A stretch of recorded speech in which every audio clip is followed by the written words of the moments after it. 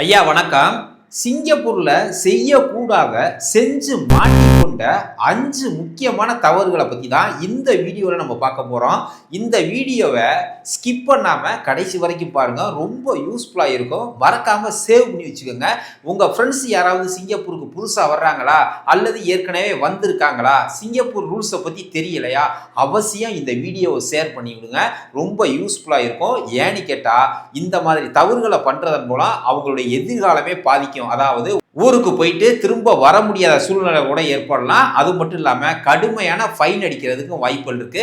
அது என்ன மாதிரியான தவறுகள் அப்படிங்கிறத வாங்க பார்ப்போம். இது வரைக்கும் நம்ம சேனலை சப்ஸ்கிரைப் பண்ணலையா, உடனே சப்ஸ்கிரைப் பண்ணிருங்க. பெல் ஐக்கானை கிளிக் பண்ணிட்டு நோட்டிபிகேஷன் ஆல் கொடுத்து வச்சுங்க.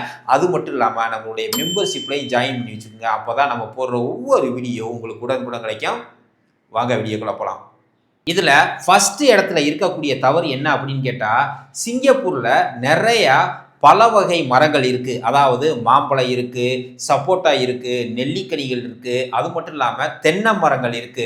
இதுலேருந்து கீழே விழக்கூடிய பழங்களை எடுக்கவோ அல்லது மரத்துல ஏறி பறிக்கவோ தயவு செஞ்சு கூடாது. ஏன்னு கேட்டா இது சிங்கப்பூரோட சட்டப்படி குற்றமான செயலாகும். இது தெரியாம நிறைய பேர் புதுசா சிங்கப்பூர் வர்றவங்களா இருக்கட்டும், சிங்கப்பூர்ல வேலை பார்க்குறவங்களா இருக்கட்டும், இதை செஞ்சிடறாங்க.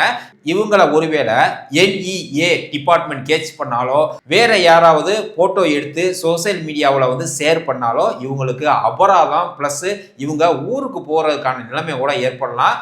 தயவு செஞ்சு உங்க ஃப்ரெண்ட்ஸுக்கு மறக்காம இந்த தகவலை ஷேர் பண்ணுங்க. இதுல 2வது இடத்துல இருக்கிறது வந்து, அதாவது நிறைய பார்க்குகளில் காடுகளில் வந்து கோழி சேவல்கள்லாம் இருக்கும். அதை நம்ம அடிக்கவோ அல்லது அதை துன்புறுத்தவோ பிடிச்சிக்கிட்டு போகவோ கூடாது. இதுவும் சட்டப்படி குற்றமாகும். இதை நீங்கள் செஞ்சீங்க அப்படின்னா உங்களுக்கு கடுமையான அபராதமும் ஊருக்கு போகிறதுக்கான வாய்ப்புகள் இருக்குது. அதனால உங்கள் ஃப்ரெண்ட்ஸ் யாராவது சிங்கப்பூருக்கு புதுசாக வந்திருக்காங்க அல்லது தெரியாமல் அதை அடிச்சுட்டு போய் வீட்டில் குழம்பு வச்சு சாப்பிட்லாம் அப்படின்னு நினச்சி பிடிக்கிறாங்க அப்படின்னா அவங்களுக்கு நீங்கள் அட்வைஸ் பண்ணுங்கள். அது மட்டும் இல்லாமல் நிறைய பேர் இந்த தவறை செஞ்சு மாட்டிக்கிட்டதா என்னோட ஃப்ரெண்ட்ஸு விழிப்புணர்வுக்காக வீடியோ போட சொல்லி நிறைய பேர் கேட்டிருந்தாங்க. அதுக்கப்புறம் 3வதா பார்க்க போகிற முக்கியமான பாயிண்ட் என்ன அப்படின்னு கேட்டால், அதாவது சிங்கப்பூருக்குள்ள வந்து நீங்கள் வரி கட்டப்படாத சிகரெட் புகைக்கவோ அல்லது ஹார்ன்ஸ் போடவோ கூடாது. இதை நல்லா ஞாபகத்தில் வச்சுக்கோங்க. நீங்கள் சிங்கப்பூருக்கு புதுசாக வந்தாலும் சரி, நீங்கள் சிங்கப்பூரில் வேலை பார்க்குற ஆளாக இருந்தாலும் சரி, ஹார்ன்ஸுக்கு வந்து தடை விதிச்சிருக்காங்க.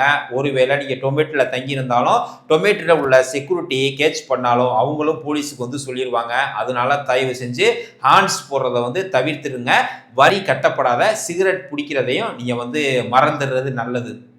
ஒருவேளை இந்த தவறை செஞ்சு நீங்கள் பிடிபட்டாலோ அல்லது போலீஸில் மாட்டி கொண்டாலோ மறுபடி சிங்கப்பூர் வாரதுக்கோ அல்லது கடுமையான தண்டனை, அதாவது ஃபைன் அடிக்கிறதுக்கு வாய்ப்புகள் இருக்குது. அதனால தயவு செஞ்சு யாரும் இது போன்ற தவறுகளை பண்ணாதீங்க. ஃப்ரெண்ட்ஸ், இதில் 4வதா பார்க்க போகிற ரொம்ப முக்கியமான பாயிண்ட் என்ன அப்படின்னு கேட்டால், பார்க்லையோ அல்லது பொது இடங்களில் இருக்கக்கூடிய மரங்களை வெட்டவோ கிளைகளை ஒடிக்கவோ கூடாது. இது சிங்கப்பூரோட சட்டப்படி குற்றமான செயலாகும். அதாவது உங்களுக்கு கடுமையான ஃபைன் அடிக்கிறதுக்கு வாய்ப்புகள் இருக்கு. அதாவது இந்த ஃபைன் வந்து இடத்தை பொறுத்து மாறுபடும். இந்த மாதிரியான தவறுகளை தயவு செஞ்சு நீங்க பண்ணிடாதீங்க. ஒருவேளை இந்த மரத்தை வெட்டணும், கிளைகளை ஏதாவது கழிச்சு விடணும் அப்படின்னாலும் கவர்மெண்ட் கிட்ட முறையான அனுமதி பெற்றவங்க மட்டும்தான் இந்த மாதிரியான வேலைகளை வந்து செய்வாங்க. உங்க ஃப்ரெண்ட்ஸ் யாராவது தெரியாம சிங்கப்பூர் வந்து இந்த மாதிரியான செயல்களை செய்யறாங்க அப்படின்னா அவங்களுக்கு நீங்க அட்வைஸ் பண்ணலாம். இந்த தவறுகள் செய்யறது மூலம் கடுமையான தண்டனையும் நீங்க சிங்கப்பூருக்கு மறுபடியும் வர வாய்ப்பு இல்லாம போறதுக்கும் ரொம்ப முக்கியமான தவறுல இதுவும் ஒண்ணா அமைஞ்சிரும். ஃப்ரெண்ட்ஸ், இதில் 5வதா பார்க்க போகிற பாயிண்ட்டு ரொம்ப ரொம்ப முக்கியமான பாயிண்ட்டு. நல்லா மனசில் பதிய வச்சுக்கோங்க. அதாவது புறாக்களுக்கோ மற்ற பறவைகளுக்கோ நீங்கள் வந்து உணவளிப்பது சிங்கப்பூரில் சட்டப்படி குற்றமாகும். அதாவது நம்ம சாப்பிட்டுட்டு இருக்கையில் ஏதாவது பறவைகள் வந்துச்சுன்னா அதை விட்டுட்டு சாப்பிட்றதுக்கு வந்து நமக்கு மனசு வராது.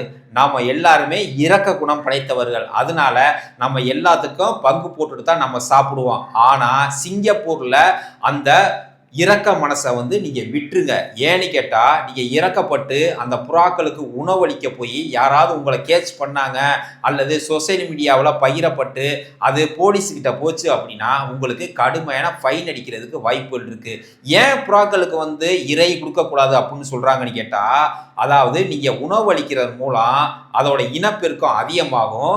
பல குடியிருப்புகளில் போயிட்டு அதோட எச்சங்களை போட்டு அசிங்கப்படுத்திடும். அது மட்டும் இல்லாமல் அந்த எச்சங்கள் வழியாக மனிதர்களுக்கு நோய் பரவுவதற்கு அதிக வாய்ப்புகள் இருக்கதா சொல்லியிருக்காங்க. அதனால தான் சிங்கப்பூரில் இதுக்கு தடை விதிச்சிருக்காங்க.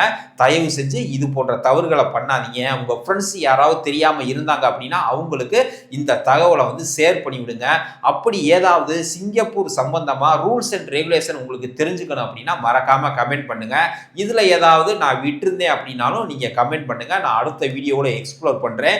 இது போல் சிங்கப்பூர் சம்பந்தமான யூஸ்ஃபுல்லான இன்ஃபர்மேட்டிவான வீடியோ உங்களுக்கு வேணும் அப்படின்னா நீங்கள் செய்ய வேண்டியதெல்லாம் ஒன்று தான். அதுக்கு நம்ம சேனலை பின்தொடருங்க.